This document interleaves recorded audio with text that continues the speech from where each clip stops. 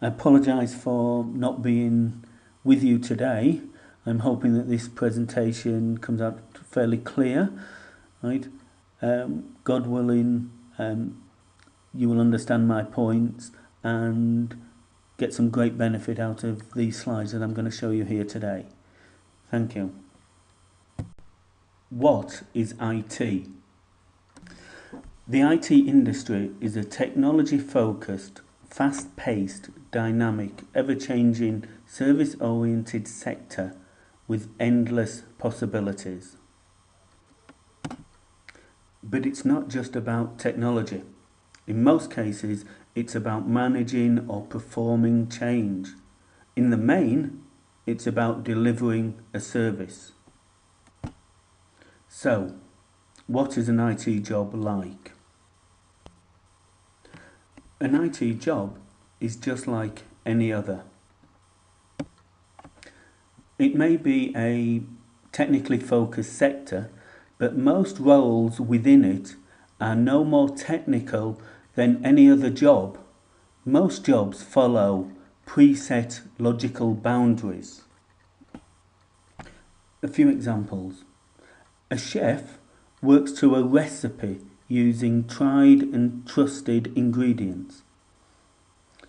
An architect designs to predefined rules using known and understood materials. Most computer programmers work to someone else's design using well-defined and structured computer languages. Modern website designers use templates and dynamic content, again with tried and tested designs. So, what skills do you need for a job in IT? Hopefully here I will explain how all the skills that we have are actually useful. But specifically, IT skills include logical thinking and an aptitude to technical understanding. And just like any other sector, IT skills also include a willingness to follow process and procedure, goal setting and routine achievement, time management, and also later on in the career, man management and relationship building.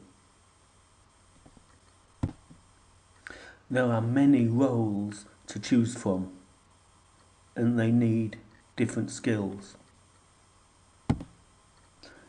Just a few examples, a few typical roles. Programming software or devices needs a logical mind. Being help desk operations needs a calm, procedural attitude. Engineering or building systems needs a person with a good hands-on ability, a practical ability to follow a plan. Project management needs a focus on structure and time. IT management needs a focus on people and finances. Some specifics. Technical authoring needs a good language and communication skill set. Research and consulting needs the ability to think outside of the box to bring value to the task at hand from wherever that value may be. As stated earlier, the primary focus for anyone considering a career in IT needs to be along the lines of understanding logic. But consider this is just one example. Do you need a degree in mathematics to design websites? Surely the primary concern for most website designs is typically the aesthetics, the look and feel and the purpose of the website. Secondary to this will be the technicalities in its construction. Which is more important, a degree in mathematics or one in art and design? So, where do you start? Most IT professionals that I work with and come across actually started out in other business sectors. People that build things or play logical games, etc., may be best placed to understand and follow structure. People with documentary skills may be best placed to define and express requirements. And people with communication skills may be best placed to manage people and ultimately get the job done. People with one or more of these skills can also be successful in IT. But let's just actually have a look at how students perceive IT.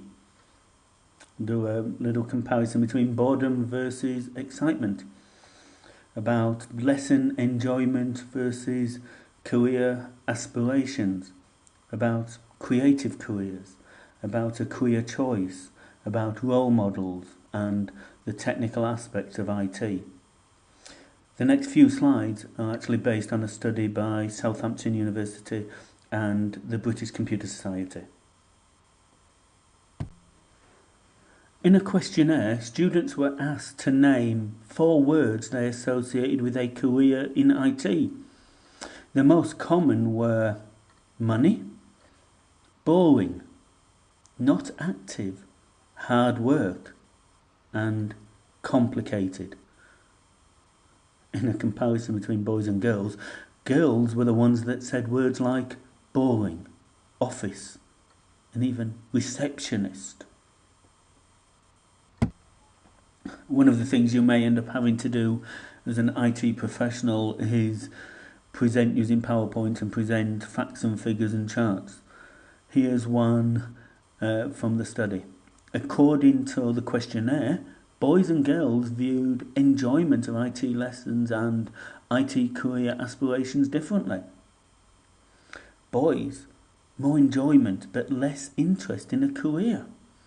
Whereas girls, they had less enjoyment, but they actually had more of an interest in careers in the early years. It then began to fade off.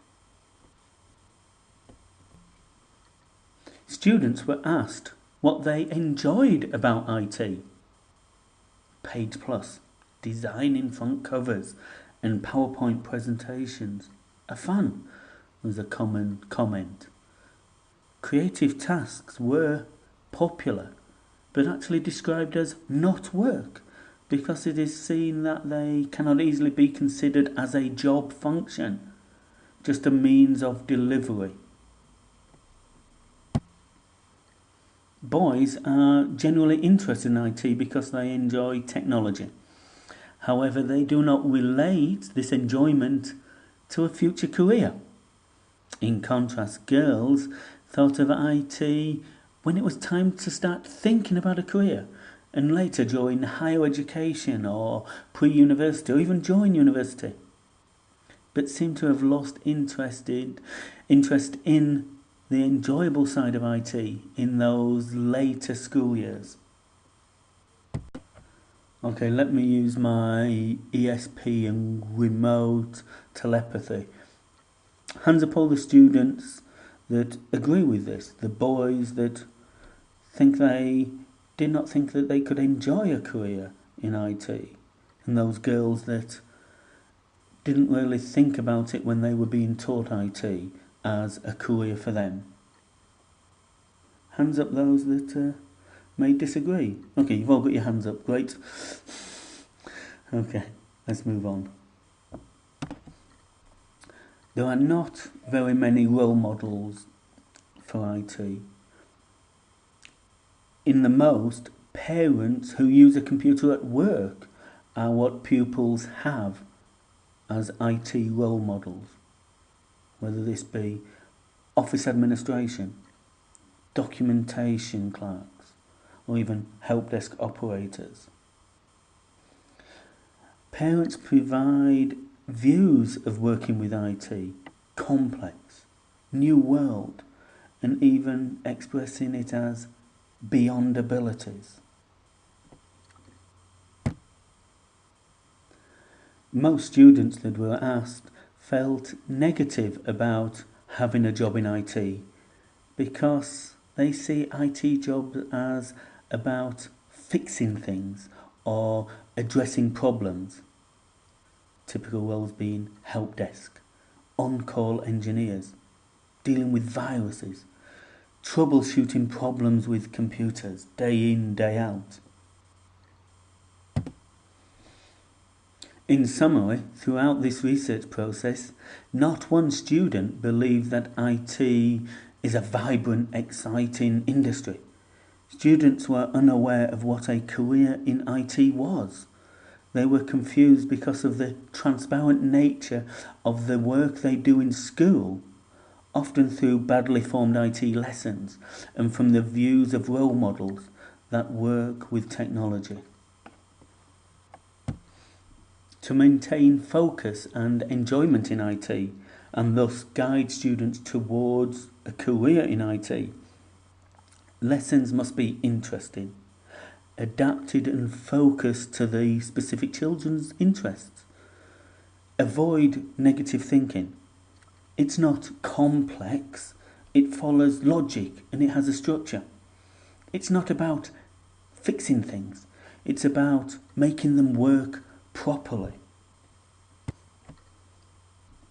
To give you a flavour of a career in IT, I can only describe my progression through the ranks. I wanted to be an architect, building skyscrapers and museums, all these fancy buildings. I could easily produce a 3D drawing of a building, but I couldn't draw or paint an artistic representation of the building. I found myself missing art lessons and hiding in the computer class next door. I was no longer interested in art as a subject. Whilst I hid away unknown to the teachers in the back of the class, the computer class discussed over many weeks something that interested or intrigued me. The lessons were talking about robots. Then moved on to what stages does your body go through in standing up and walking to the door? And eventually, programming a computer to achieve a result. In the end, playing tic-tac-toe, noughts and crosses, against the computer. The program I wrote, you could never beat the computer. It could certainly beat you if you didn't follow the rules correctly. After an average education, I left school with 8 O-levels, including things like history and chemistry, as well as mathematics. I got A-levels, mathematics, technical drawing and computer studies. I failed English a total of 5 times, and I've never actually passed English to this day. Higher education, I quit Polytechnic in my 2nd year. Walked the streets with the yellow pages looking for an IT job, and within 2 weeks I actually found one. I became a programmer for a company that wrote accounting systems. It taught me one interesting thing. Everything has a cause and effect. Nothing to do with Einstein, it's all God in there. If you tell a computer to do something, it will do it. But sometimes they get confusing instructions or competing instructions through bad programming. I learnt one computer language, then another and another, but they all followed the same construct. You can assign things, x equals y. You can do conditions, if this, do something else, do something else. And then there are loops and flow controls. And then there are various interfaces like your keyboard or screen or a till or another computer. But it's all logical. You tell the computer what to do and it will do it. But then I progressed.